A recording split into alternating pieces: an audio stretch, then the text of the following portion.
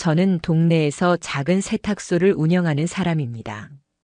하루의 대부분을 세탁기와 다리미 옆에서 보내고 손님들의 옷에 남은 작은 자국들을 눈여겨보는 일이 제 일이자 습관입니다. 사람들 옷의 주름과 바느질 자국을 통해 그 사람의 생활이 조금은 들여다 보인다고 믿는 사람입니다. 그러니까 제가 평생 쌓아온 관찰력은 일종의 감각이자 저를 지켜준 도구였어요. 어느 날 가게에서 일하다가 우연히 남편 옷의 세탁 태그 사진을 보고 묘한 불안이 스며들었습니다. 집에서 본 셔츠와 비슷하면서도 그 태그가 호텔 세탁 명단 속에 있는 것을 발견했을 때는 심장이 내려앉는 느낌이었어요. 메일로 도착한 세탁 명단에는 남편의 이름 옆에 객실 1803이라는 숫자가 찍혀 있었고 같은 접수 내역에 여성 블라우스와 원피스도 함께 올라와 있었습니다. 그 순간까지도 저는 설마라는 마음을 붙들고 싶었어요. 하지만 자료는 차분하게 사실을 보여주고 있었습니다. 며칠 뒤 같은 원단의 향이 묻어있는 원피스를 손님이 맡기러 왔습니다. 비닐을 열자 익숙한 향이 코끝에 번졌고 라벨 안쪽에 수선 자국이 보였어요. 그 자수는 제가 예전에 남편 자켓의 안감을 임시로 꿰맸을 때 사용한 실과 닮아 있었습니다. 실색과 매듭 방향, 바늘이 지나간 규칙까지 제 손이 기억하는 방식과 일치했어요. 그 순간 제 안에서 퍼즐 조각들이 맞춰졌습니다.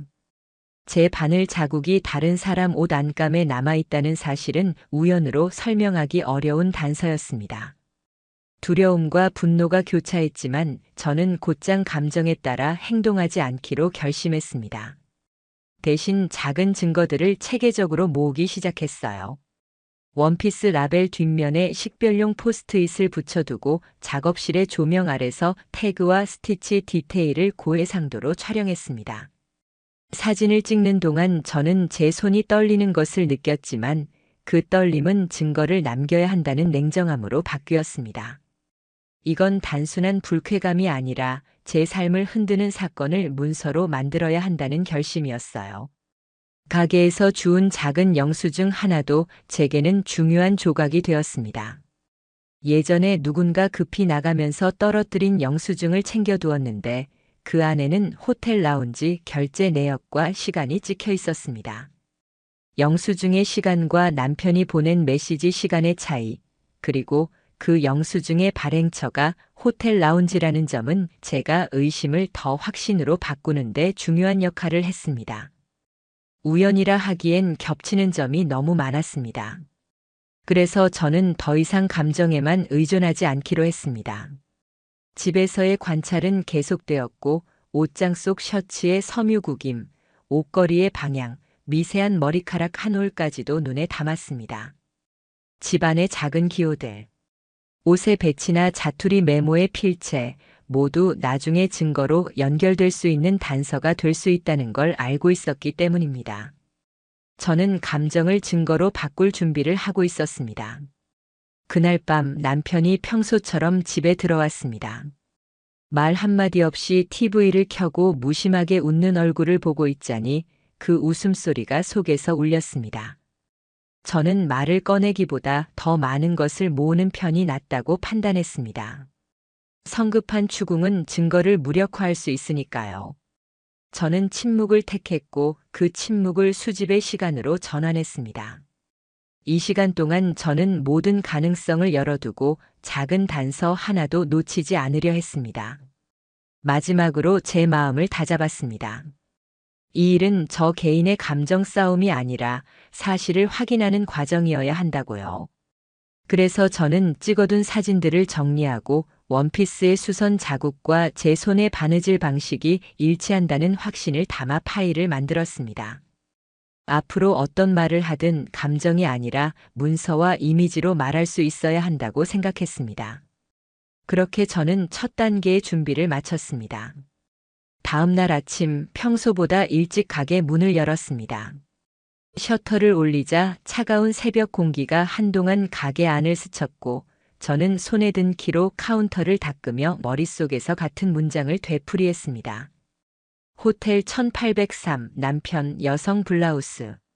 감정이 앞서면 망가진다. 저는 스스로에게 계속 다독였어요. 하지만 손은 떨렸고 가슴 한켠은 굳어 있었습니다.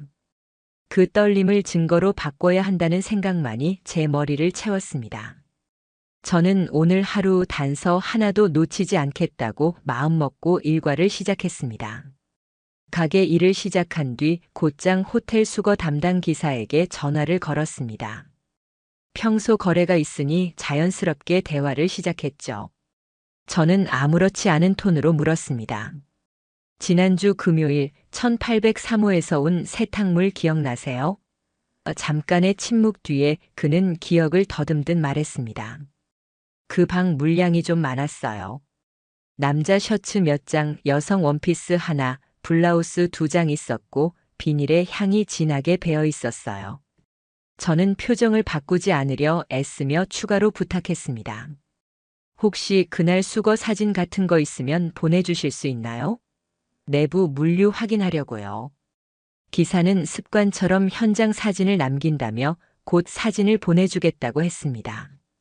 사진이 도착하자 저는 모니터 앞에 숨을 죽였습니다. 사진에는 카트 위에 실린 흰 봉투가 보였고 멀리 라운지와 엘리베이터 직원들이 보였습니다. 인물은 흐릿했지만 봉투 모양과 주변 배치는 호텔 수거용 카트에 놓인 봉투와 일치했습니다. 저는 사진을 확대하고 축소하며 그 봉투의 모양, 스티커 자리, 카트 흔적 등을 꼼꼼히 비교했습니다. 인물의 얼굴은 확인되지 않았지만 그날의 동선과 물건 배치가 제가 가진 다른 단서들과 맞물리기 시작했습니다. 저는 그 사진을 파일로 보관하고 날짜 시간 메모를 바로 적어두었습니다. 오전 내내 저는 세탁 접수 장부와 지난 며칠간의 개인 수선 기록을 대조했습니다. 호텔 제휴 물량은 따로 표시해두는 우리 장부의 색깔과 개인 고객 쪽의 수선 내역을 하나씩 대조하자 의미 있는 패턴이 보이기 시작했어요. 제가 적어둔 메모 중 하나 향 강함, 비닐 추가가 하얀 봉투에서 풍겼던 향과 동일 계열이라는 점을 다시 확인했습니다. 작은 표현이었지만 반복되면 강력한 증거가 됩니다. 저는 그 메모들을 스캔해 법률 파일 폴더에 추가했습니다. 점심 무렵 평소처럼 수선 완료 문자를 보낼 때가 왔습니다. 저는 일부러 침착한 말투로 문자를 보냈습니다. 수선 완료되었습니다. 방문 가능하시면 찾아가 주세요. 발송 버튼을 누를 때 제 손가락은 굳어 있었지만 감정적 반응을 일으키지 않기 위해 최대한 평정심을 유지했습니다. 그 문자를 보낸 이유는 단순한 고객 응대가 아니라 그녀의 반응과 방문 시간을 통해 패턴을 더 확실히 보려는 계산된 행동이었습니다. 저는 나중에 방문 시간과 이동 경로가 남편의 동선과 겹치는지를 확인하려고 했습니다. 오후에는 가게에서 만날 수 있는 작은 증거들을 더 모았습니다. 같은 종류의 비닐, 접수표의 필체 패턴, 포장 방식의 미세한 차이까지 사진으로 남겼습니다. 또한 카운터에 있던 영수증과 포장용 스티커를 따로 보관해 두었고 누가 어떤 방식으로 포장했는지 기억해 두기 위해 당시 가게 안에 있던 직원의 이름과 근무 시간을 적었습니다. 이런 사소한 기록들이 쌓이면 같은 사람의 흔적을 만드는 데 도움이 됩니다. 저는 이것들을 모두 날짜별로 정리해 컴퓨터에 백업했습니다. 저녁이 되자 저는 제가 확인할 수 있었던 범위 내에서 남편의 평소 출퇴근 시간과 그 주의 휴대전화 위치 기록을 다시 한번 교차해 보았습니다. 명확한 일치가 보이면 좋겠지만 아직은 조각들이 완벽히 맞물리진 않았습니다. 그래서 저는 다음 행동을 준비했습니다. 다음 날 저는 카페 착석으로 호텔 로비를 관찰하는 일을 계획했고 필요하면 다시 수거 기사와 연락해 추가 사진을 요청하기로 했습니다. CCTV 확보 같은 민감한 자료는 변호사와 상의해 정식 절차로 진행할 생각이었고 그 전에 제가 현장에서 직접 확인할 수 있는 것들을 최대한 모아둘 생각이었습니다. 그날 밤 가게 문을 닫으며 저는 조용히 목록을 점검했습니다. 수거 사진, 접수 장부, 향과 비닐의 일치, 수선 접수 기록, 수선 완료 문자 발송 기록, 그리고 제가 정리한 날짜별 파일들. 이 항목들이 모여 하나의 흐름을 만들 때 우연이라는 변명이 줄어들 것이라고 저는 믿었습니다. 저는 이 흐름을 끊지 않기 위해 다음 날의 관찰 포인트와 필요한 질문 리스트를 메모장에 적어 침대 옆에 놓아두었습니다. 그 메모는 단순한 분노의 기록이 아니라 앞으로 법적 절차에서 말할 근거를 쌓기 위한 계획이었습니다. 그 주 주말, 저는 일부러 세탁소 문을 평소보다 일찍 닫았습니다. 손님들이 별로 없다는 핑계였지만 진짜 이유는 가방 안에 든 파일과 메모 때문이었어요. 지난 며칠 모아둔 사진들, 영수증, 스캔한 장부 복사본이 조심스럽게 정리되어 있었고 제 손에는 작은 메모장이 단단히 쥐어져 있었습니다. 저는 오늘 호텔을 직접 가서 제 가설이 맞는지 하나씩 확인해 보기로 마음먹었어요. 운전하면서도 머릿속엔 숫자들이 맴돌았어요. 17시 15분, 18시 42분, 1803호. 시간표처럼 박혀있던 그 숫자들이 오늘의 움직임을 지휘하는 지휘봉 같았습니다. 저는 호텔에 도착해 로비를 천천히 걸었습니다. 겉으로는 평범한 투숙객처럼 보이려 애썼어요. 라운지 소파에 앉아 주변을 관찰하는 동안 저는 손에 든 파일을 다시 한번 훑었습니다. 라운지 영수증과 하우스키핑 로그, 수거 사진과 세탁 접수 장부의 시간들이 자연스럽게 맞물리는지 확인하려는 목적이었어요. 라운지에는 손님들이 조용히 얘기하고 있었고 직원들은 일상 업무를 수행하고 있었습니다. 저는 테이블 위에 놓인 영수증을 슬쩍 확인하는 척하며 주변을 살폈고 라운지 바깥으로 오가는 직원들의 동선을 눈여겨봤습니다. 제가 눈여겨본 건 하우스키핑과 라운지의 시간 간격이었어요. 만약 객실에서 세탁을 맡긴 뒤 곧장 라운지로 내려왔고 라운지 결제 시각과 수거 기사 도착 시간이 일치한다면 그날의 동선은 자연스럽게 이어집니다. 저는 메모장에 라운지, 수거, 하우스키핑 순으로 연결되는지 적어두었습니다. 잠깐의 관찰 끝에 저는 하우스키핑 카운터 근처를 지나가는 직원에게 조심스럽게 말을 걸었습니다. 혹시 지난주 금요일 1803호 세탁물 수거 기록 확인할 수 있을까요? 저는 표정과 말투를 가볍게 유지했어요. 직원은 당황한 기색 없이 컴퓨터를 뒤져 담당자의 기록을 보여주었습니다. 그 기록엔 담당 이니셜과 수거 시각이 적혀 있었고 제가 가진 세탁 접수 장부의 시간과 일치했습니다. 저는 숨을 들이켰습니다. 이 작은 일치가 제게 더 큰 확신을 줬습니다. 다음으로 저는 하우스키핑의 멤버십 스티커와 라운지 영수증을 대조해 보았습니다. 라운지 영수증의 테이블 번호, 결제 시간, 사용된 카드 종류 등 세부 정보가 제 파일 속 영수증과 맞물리자 저는 점점 더 냉정해졌습니다. 모든 게 단순한 우연으로 보기에는 복잡하게 얽혀 있었습니다. 저는 휴대폰에 있던 사진들을 다시 열어 비교했고 그 자리에서 사진 몇 장을 촬영해 제 파일에 추가했습니다. 증거는 숫자와 이미지로 남겨야 했습니다. 호텔에서 돌아오는 길, 저는 가게에 들러 추가로 확보한 자료들을 정리했습니다. 수선 기록 카드 사본을 프린트해 바탕화면 폴더에 넣었고 영수증 뒷면의 서명과 남편의 메모에서 발견한 필체를 나란히 놓아 비교했습니다. 회계 시작과 끝, 글자의 기울기까지 세심히 살펴보았는데 닮은 점들이 눈에 보였습니다. 저는 잠시 숨이 멎는 것 같은 기분을 느꼈지만 곧 다시 자리로 돌아가 엑셀 파일을 열어 모든 항목을 시간순으로 정리했습니다. 감정은 칸에 넣고 사실만 채워 넣는 작업이었어요. 그날 오후 윤민지라는 이름의 고객이 가게에 왔습니다. 저는 일부러 밝은 표정을 유지하고 계산대 뒤에서 대화를 나눴습니다. 그녀는 원피스를 맡겼고 제가 맡았던 그 옷을 집어들었을 때 코끝에 익숙한 향이 스쳤습니다.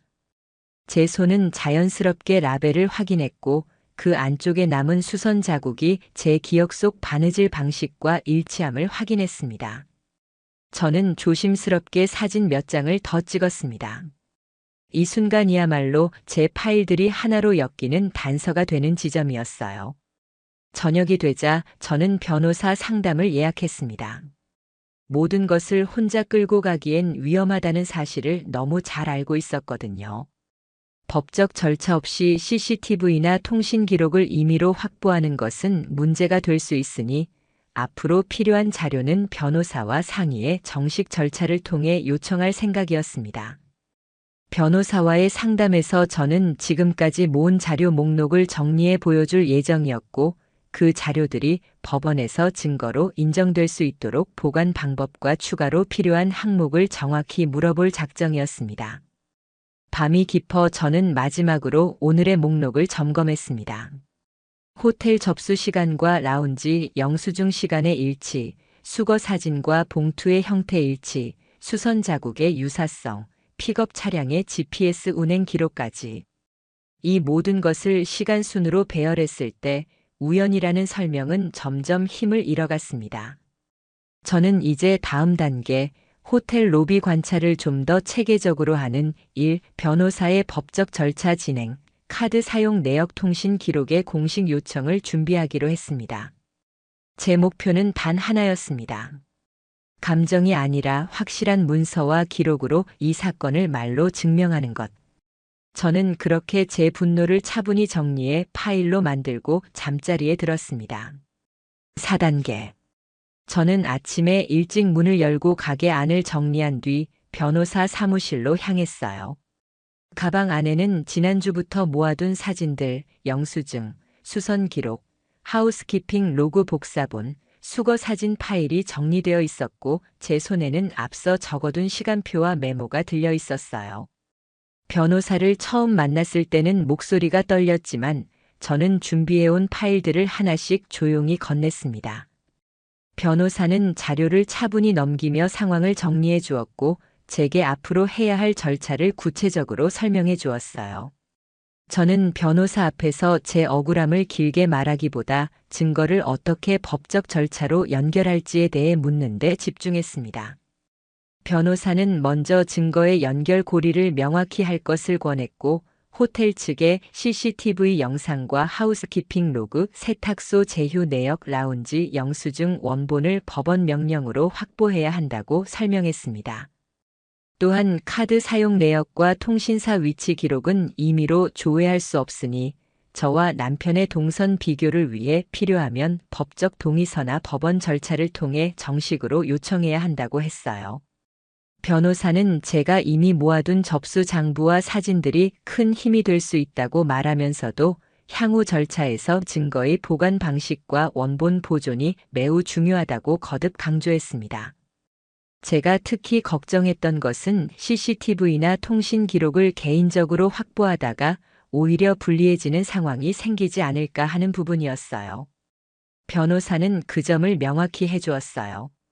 CCTV는 호텔 측이나 관리회사에 보존 요청을 보낸 뒤 법원에 수색 증거 보전 명령이나 정식 제출 요구로 확보해야 하고 통신 기록이나 카드 내역 역시 법원의 허가 또는 당사자 동의 없이 임의로 열람하면 법적 문제가 될 수 있다는 점을 분명히 했습니다.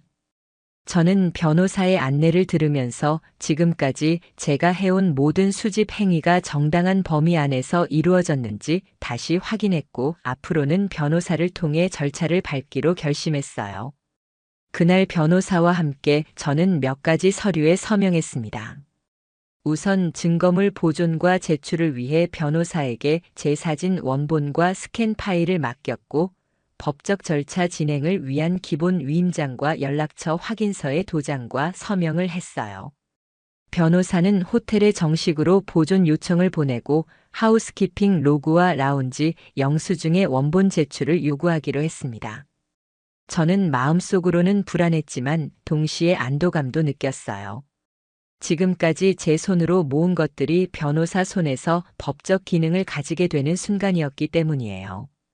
변호사는 또한 카드 사용 내역과 통신 위치 기록을 확보하는 방법을 설명해 주었습니다. 기본 원칙은 당사자 동의가 없으면 통상 조회가 불가능하므로 당사자 동의를 받아 제출받을 수 있다면 가장 간단하다고 했습니다. 만약 동의가 어렵다면 증거 보전이나 소송 과정에서 법원에 자료 제출 명령을 신청해야 한다고 했어요. 저는 마음속으로 남편과의 직접적인 대결을 아직 원치 않았기 때문에 우선 법적 절차를 통해 안전하게 증거를 확보하자고 결심했습니다. 변호사는 제가 준비해온 시간표와 영수증, 세탁 접수 기록이 카드 통신 자료와 잘 맞물리면 사건의 흐름을 입증하는 데 큰 도움이 될 것이라고 했어요. 집으로 돌아오는 길에 저는 가방 속 파일을 다시 한번 정리했습니다. 라운지 영수증의 결제 시간, 하우스키핑 로그의 수거 시간, 세탁소 접수 장부의 기록들, 그리고 저의 수선 자국 비교 사진까지. 이 모든 항목을 법적 문서로 제출할 때에는 원본과 복사본의 구분, 촬영 원본의 메타데이터 보존, 파일의 백업 위치 표기 등 작은 절차 하나하나가 중요하다는 걸 변호사에게 배웠습니다. 저는 집에 도착하자마자 노트북을 켜서 원본 파일을 안전한 외장하드와 클라우드에 각각 백업했고 각 파일마다 언제 어디서 찍었는지 메모를 붙여 보관했습니다. 이는 나중에 증거의 신빙성을 지키는 데 필요한 일이었어요. 며칠 뒤 변호사는 호텔 측에 보존 요청과 함께 공식 문서를 발송했다고 알려왔습니다. 호텔 측은 우선 해당 날짜의 하우스키핑 로그와 라운지, 영수증 원본을 보관하겠다는 회신을 보내왔고 CCTV 영상은 법적 요청이 있을 경우에만 제공 가능하다는 답변을 해왔다고 했어요. 변호사는 다음 단계로 법원에 증거보전 신청을 넣어 CCTV 원본 확보와 카드 통신 기록의 제출을 요청하자고 했습니다. 저는 변호사의 계획표를 보고 하나씩 체크박스를 채워 나갈 때마다 가슴 한구석이 묵직하게 가라앉는 것을 느꼈어요. 하지만 동시에 이제는 체계적으로 간다는 묘한 안정감도 함께 왔습니다. 그와 동시에 저는 가게에서의 일상도 계속해 나갔습니다. 손님 응대는 평소처럼 했고 그 속에서 새로운 단서가 있나 민감하게 관찰했어요. 윤민지가 다시 방문했을 때 저는 일부러 대화를 길게 이어가지 않았지만 그녀의 필체 포장 방식향의 종류 같은 사소한 습관들을 더 세심히 기록했습니다. 작은 습관들이 모이면 큰 연결고리가 될 수 있다는 것을 저는 이미 알고 있었어요. 변호사와의 절차가 진행되는 동안 저는 현장에서 제가 직접 통제할 수 있는 것들을 가능한 한 안전하게 더 모아두기로 했습니다. 하루는 변호사에게서 전화가 왔습니다. 법원에 제출할 증거 목록을 최종 정리할 준비가 되었으니 제가 증언할 진술서를 작성해 달라고 했습니다. 저는 집으로 돌아와 조용히 앉아 그동안의 일들을 시간 순서대로 글로 정리하기 시작했어요. 감정적인 표현은 최대한 자제하고 사실 위주로 언제 무엇을 보고 어떤 파일을 확보했는지, 어떤 대화를 나눴는지를 차분하게 적었습니다. 저는 그 글을 변호사에게 보내고 변호사는 그것을 바탕으로 진술서 초안을 만들어 법원 제출용으로 다듬을 것이라고 말해주었어요. 이렇게 한 줄 한 줄 정리할 때마다 저는 제 억울함을 조금씩 외형으로 바꾸어가는 기분이 들었습니다. 그날 밤 저는 침실 불을 끄고 천장에 누워 오래전 우리 결혼 전의 기억들을 떠올렸습니다. 상황은 무섭고 아프지만 저는 이제 감정에 휩쓸리지 않고 절차로 맞서기로 했어요. 변호사가 준비한 다음 단계는 법원에 증거보전 신청을 넣어 CCTV와 통신, 카드 내역의 확보를 시도하는 것과 확보된 자료를 토대로 상대방에게 법적 통지를 보내는 것이었어요. 저는 그 모든 과정에 협조하기로 마음먹었고 이제 남은 것은 시간과 법률 절차가 만들어낼 결과를 묵묵히 기다리는 일이었습니다. 노란도시락님 요청하신 대로 5단계 대본을 준비했습니다. 다음 단계로 이어질 수 있도록 사건 전개와 감정선, 법적 절차 묘사를 자연스럽게 연결했습니다. 아래는 이야기 형식의 대본입니다. 5단계. 첫 재판날 아침 저는 평소보다 일찍 집을 나섰습니다. 회색 건물 앞에 서서 햇빛을 바라보니 그 빛이 오늘따라 더 차갑게 느껴졌습니다. 가방 안에는 변호사와 함께 정리한 증거 파일들이 단단히 들어 있었고 제 손엔 그동안 적어둔 메모 하나가 쥐어져 있었습니다. 숨을 깊게 들이켠 뒤 저는 법원 건물 안으로 들어갔습니다. 방청석에 앉아 있을 때도 제 심장은 고요하지 않았지만 가능한 한 차분하게 서류를 손에 쥐고 있었습니다. 저는 오늘의 목표가 감정 표출이 아니라 사실을 차근차근 보여주는 것임을 스스로에게 되새겼습니다. 곧 문이 열리고 피고들이 들어왔습니다. 남편은 평소보다 수척해 보였고 옷매무새도 흐트러져 있었습니다. 윤민지는 눈밑이 어두웠고 고개를 숙이고 있었습니다. 저는 그들을 똑바로 보지 않았습니다. 제 시선은 오직 변호사와 제출될 증거들, 그리고 판사석에 있었습니다. 재판이 시작되자 변호사들이 정리한 자료가 법정에 제출되기 시작했습니다. 제 변호사는 호텔 세탁 명단과 세탁소 접수 장부 라운지, 영수증, 하우스키핑 로그, 그리고 원피스 안쪽의 바느질 사진까지 하나씩 꺼내어 판사 앞에 놓았습니다. 자료가 탁자 위에 놓일 때마다 법정 안의 공기가 묵직해졌습니다. 판사는 서류를 천천히 훑어보더니 남편 측 변호사에게 질문을 던졌습니다. 이 객관적 자료들에 대해 반박할 점이 있습니까?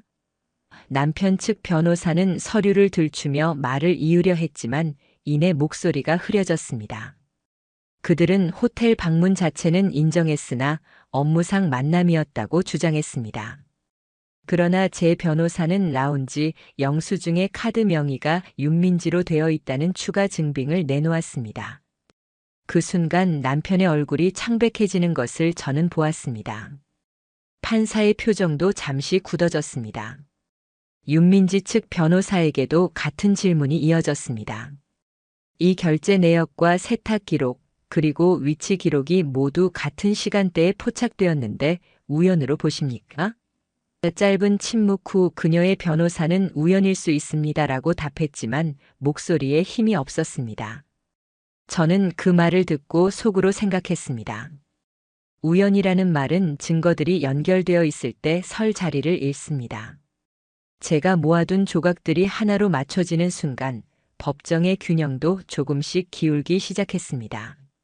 재판은 길게 이어지지는 않았지만 제게는 중요한 전환점이었습니다.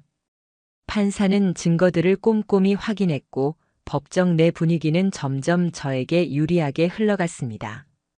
서류와 사진, 영수증, 로고들의 시간대가 서로 맞물리자 변호사들 사이의 말도 점점 줄어들었습니다. 저는 방청석에 앉아 모든 것이 기록으로 남는다는 사실을 느끼며 차분해졌습니다. 재판이 끝난 뒤 복도에서 변호사가 다가와 속삭였습니다. 이 정도면 사실상 이긴 겁니다.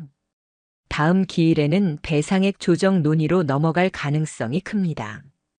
그 말을 들었을 때 저는 한동안 숨을 놓지 못하고 벽에 기대 서 있었습니다.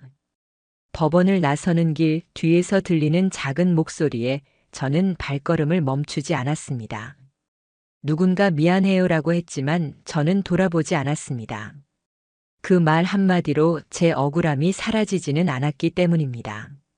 집에 돌아온 남편은 어색한 표정으로 민지가 많이 힘들어하더라라고 말했지만 저는 차갑게 대답했습니다. 그날 저녁 저는 집안에 불을 끄고 텅 빈 공간을 바라보며 이 싸움이 단지 개인의 감정 탈환을 넘어선 일임을 다시 한번 깨달았습니다. 제 목적은 명확했습니다. 책임을 묻고 그로 인해 제 삶이 받아야 했던 피해를 문서로 확인받는 일.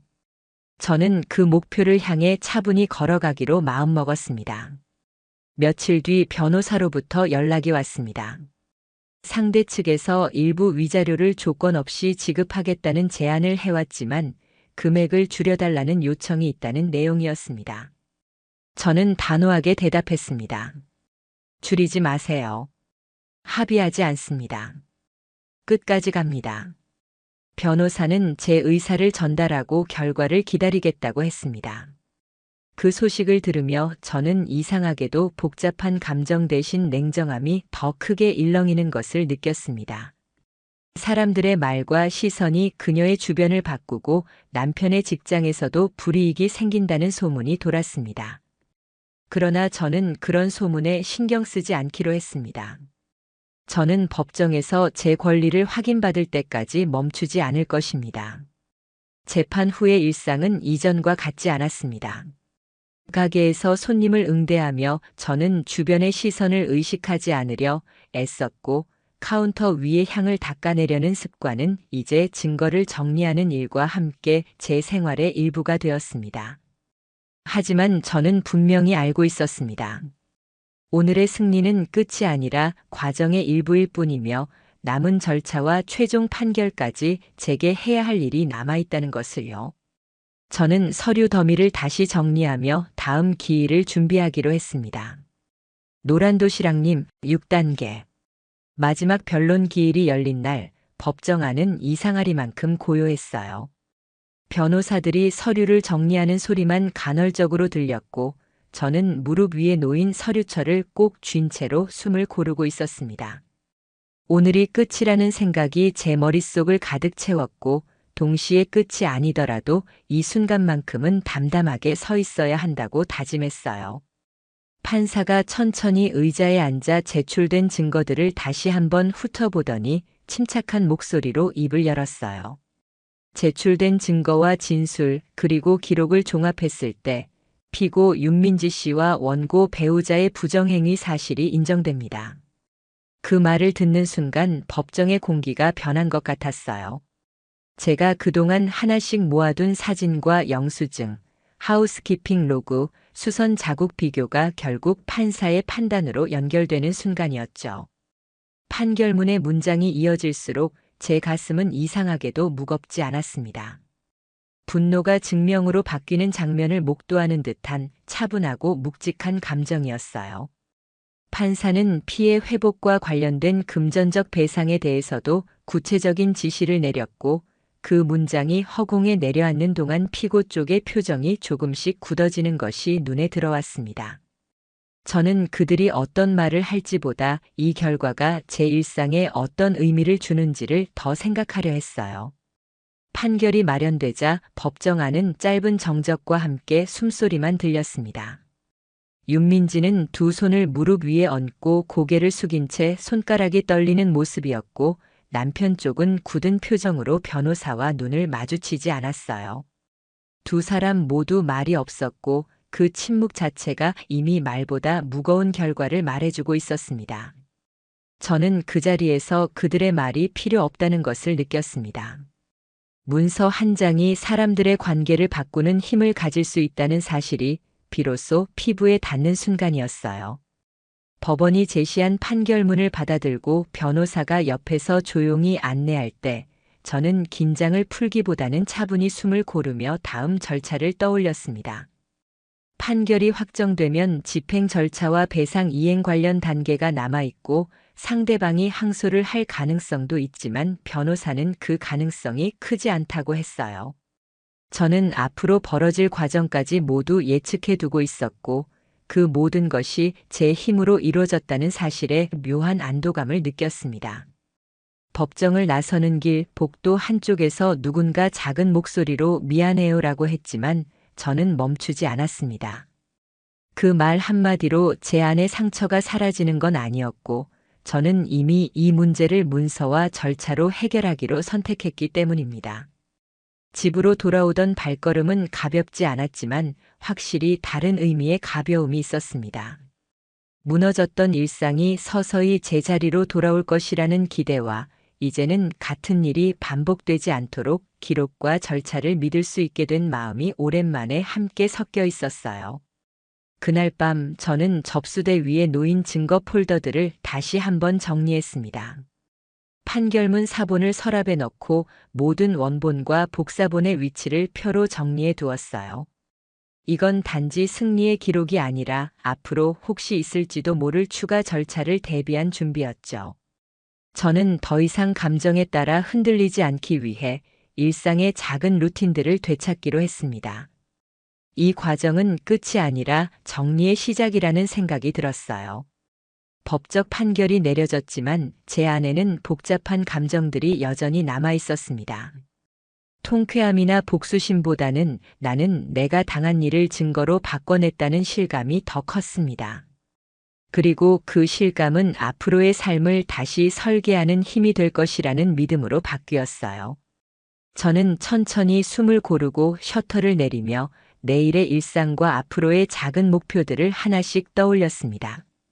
오늘의 판결은 그 출발점이 될 거라고 저는 믿었습니다. 판결이 확정된 뒤 맞이한 첫 월요일 아침, 저는 평소처럼 세탁소 문을 여는 손이 조금 덜 떨리는 것을 느꼈어요. 집을 나서는 발걸음은 가볍지 않았지만 그 무게는 예전의 무기력함과는 달랐습니다. 이제 이 사건은 제 개인적인 분노만으로 끝나는 문제가 아니라 문서로 정리된 사실이 되었고 저는 그 사실을 바탕으로 다시 삶을 설계해야 했어요. 판사는 제출된 증거들을 종합해 부정행위 사실을 인정했고 그 말은 제 억울함이 공적인 판단으로 이어졌다는 뜻이었어요. 법원이 내린 결정이 제 손에 도착했을 때 저는 판결문을 한 장씩 넘기며 호흡을 조절했어요. 그 문서에 적힌 문장들이 단지 종이 조각 이상으로 느껴지는 순간 제 안의 감정은 복잡하게 뒤섞였습니다. 기쁨도 통쾌함도 여전히 아픈 상처도 있었습니다. 저는 한동안 말없이 판결문을 책상 위에 놓아두고 창밖을 바라보며 천천히 숨을 쉬었어요. 법적 판단이 저에게 준 가장 큰 선물은 이제 더 이상 내가 혼자 증명해야 한다는 불안에서 조금은 벗어났다는 점이었죠. 판결 이후 주변의 반응은 예상보다 빠르게 바뀌었어요. 소문이 퍼지며 상대방의 생활에 변동이 생겼고 그 영향이 제 귀에 전해졌습니다.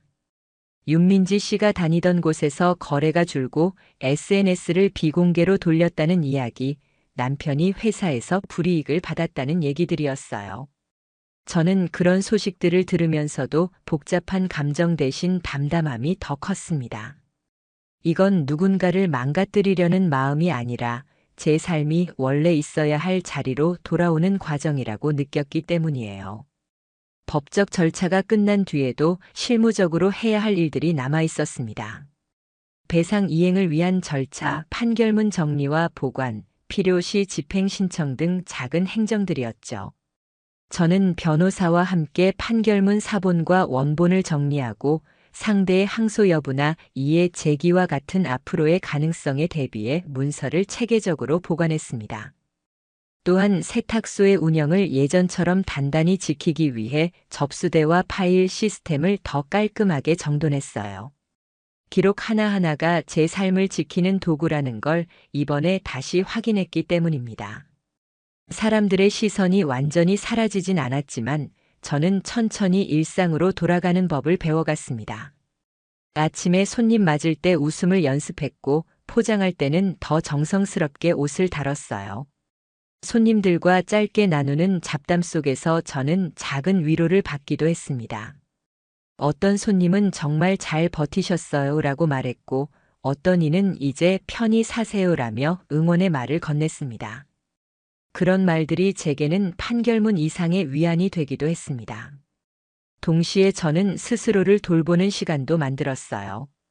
긴장이 풀리자 미처 돌보지 못했던 신체와 마음의 피로가 올라왔거든요. 가까운 친구와 몇 번의 산책을 하고 밤에는 책을 조금씩 읽으며 생각을 정리했습니다. 누군가와 감정을 나누는 것 자체가 회복의 일부라는 것을 천천히 깨달아갔습니다. 또한 저는 이전보다 일에 더 집중할 수 있게 되었고 세탁소 운영 방식 중 개선할 점들을 하나씩 정리해 실무에 반영하기도 했어요. 어느 날 저는 접수대 위에 작은 문구를 붙였어요. 기록은 거짓을 이긴다라는 문장인데 손님들이 그 문구에 대해 물으면 저는 짧게 웃으며 설명했습니다. 이 문구는 단지 슬로건이 아니라 제가 이번 일을 통해 얻은 신념이었어요. 작은 태그 하나, 영수증 한 장, 사진 한 장이 결국 진실을 밝혀냈고 그 경험은 앞으로 제 생활과 일에 남을 교훈이 되었으니까요. 물론 모든 것이 완전히 회복된 것은 아니었습니다. 남편과의 관계는 이전과 같지 않았고 가끔은 과거의 장면들이 불현듯 떠오르며 숨이 막히기도 했습니다. 그럴 때 저는 문서와 절차로 증명해낸 사실들을 다시 들여다보며 왜 이 길을 걸었는지를 상기했습니다. 복수나 응징이 목적이 아니라 제 일상과 존엄을 회복하기 위한 선택이었다는 것을요. 시간이 지나며 상처는 점점 얇아졌고 그 자리에 차분한 결심과 현실적인 계획이 남았습니다. 마지막으로 저는 판결을 통해 얻은 안정감을 바탕으로 앞으로의 계획을 세웠습니다. 세탁소를 더 안전하게 운영하기 위한 고객 관리 시스템을 정비하고 만약 비슷한 일이 다른 누군가에게 일어난다면 기록의 중요성을 알리기 위해 작은 안내문을 준비하려고 했어요. 또한 법적 문서 보관과 증거 수집에 대한 체계적인 체크리스트를 만들어 저 자신뿐 아니라 주변 업계 사람들과도 공유할 생각을 했습니다. 이번 경험은 고통스러웠지만 그로 인해 저는 조금 더 강해졌고 그 힘을 일상에 쓸 준비가 되어 있었습니다. 밤이 되면 저는 가게 불을 끄고 의자에 앉아 잠시 전체를 둘러봅니다. 포장재와 다리미 접수 카드들 사이에서 저는 조용히 숨을 고르고 다시 내일의 일을 떠올립니다. 이 모든 과정이 끝났다고 말하긴 어렵지만 저는 이제 혼자가 아니라 문서와 절차 그리고 저 자신이 함께 서 있다는 사실을 알고 있어요. 그 사실이 제게는 충분한 위안이자 앞으로 나아갈 힘이 됩니다.